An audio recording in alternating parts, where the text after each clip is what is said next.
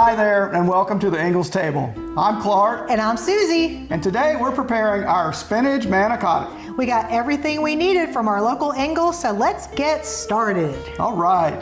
We got beautiful ingredients to put together to make the filling for this manicotti. Susie, you want to start and tell them what we got? Okay, we are going to start out with an easy filling.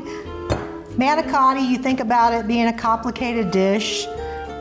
We're going to take it down, make it easier for you so that you can make it more often and stay home and eat dinner instead of going out to an Italian restaurant. This is ricotta cheese. Gonna get all that in there. All right, that looks pretty good. Okay. We've got some shredded Parmesan. We've got some kosher salt. We like ours a little spicy, so we're gonna add some flavor with some crushed red pepper flakes. And if your red pepper flakes are all brown and unhappy looking in the jar, do yourself a favor, throw those out and get you a fresh jar. They should be red in the jar. You lose the spiciness when they're old. Fresh spices are the best. They are the best, and Ingles has a great selection of spices. For sure. Okay, this is freshly minced garlic that came in a jar because we're tired and we don't want to mince garlic. And it stays good. You can keep it on hand, measure it out. It tells you right on the bottle how much equals 1 clove of fresh. Okay, that smells good. We're gonna add a few eggs to help bind it together. Get that stirred up and we'll put the last ingredient together. This is spinach. It was previously frozen, so what I did, I defrosted it in the microwave. And this is a really important step, Clark, don't you think? Oh yeah. Get the moisture out. I take a clean dish towel over the sink, pour in the bag of frozen spinach, and wait, we need oh, we can get the cheese in. We'll too. Get that too. It all goes in the pot. It's good. Pot stir. But get the moisture out of the spinach. You see how dry it is, how it went flying all over the countertop? That means that you've dried it out enough so you're not gonna have soggy manicotti. Right. All right. Clark said don't forget the cheese. Nope, because this is cheese manicotti. So this is an Italian blend already shredded. It's 2 cups too, so there's no measuring. That's how much the recipe calls for, so easy. I love recipes like that, that you don't have just a little bit of something left in your fridge. That hides, and then you find it months later and like, what was this? What did I use this for? Such an easy filling, and that's all that goes into it. And choose a bigger bowl than what you needed. We chose our biggest bowl, and I still don't think it's big enough.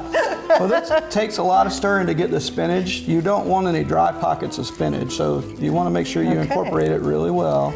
It's looking really good. But this is the hardest part of the recipe right here, is mixing the filling up, because instead of using tube pasta, Susie, what are we going to be filling today? Okay, when we were looking at recipe ideas for this filming, Clark and I were talking about, let's do something Italian. Ooh, do you remember when we had that delicious stuffed manicotti at this Italian restaurant? Well, they used, instead of tube pasta, crepes. Yeah. Crepes. And that turns out, we did a little research, and that's the traditional way that Italians originally made manicotti. It wasn't made with tube pasta and stuff. We're going to show you how to do it in the next step. We'll be right back. Okay, now for the fun part, we're going to show you how to roll these crepes using this batter. So we're going to take a heaping half-cup scoop of the filling and place it about 1/3 of the way in. And Susie, while you're doing that, we've got just Harvest Farms organic jarred marinara sauce. I'm going to pour half of this on the bottom of the casserole dish. That looks pretty close to half. All right, and you're looking at these crepes and you're admiring them. They came out of a package in Ingles' produce section. I'm not making crepes. I think they're fussy, but I like the way they taste, so I like to pick them up. They work just the same as if you were to make them yourself.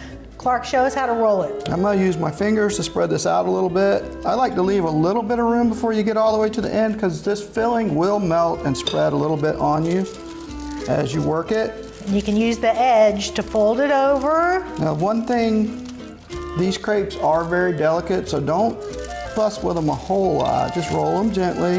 Hey, look, that little paper that separates them comes in super handy. That's right. I like to do it, pull it back as I do it. Okay.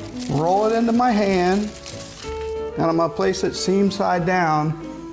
And this will make about 6 crepes, depending on how full you fill them.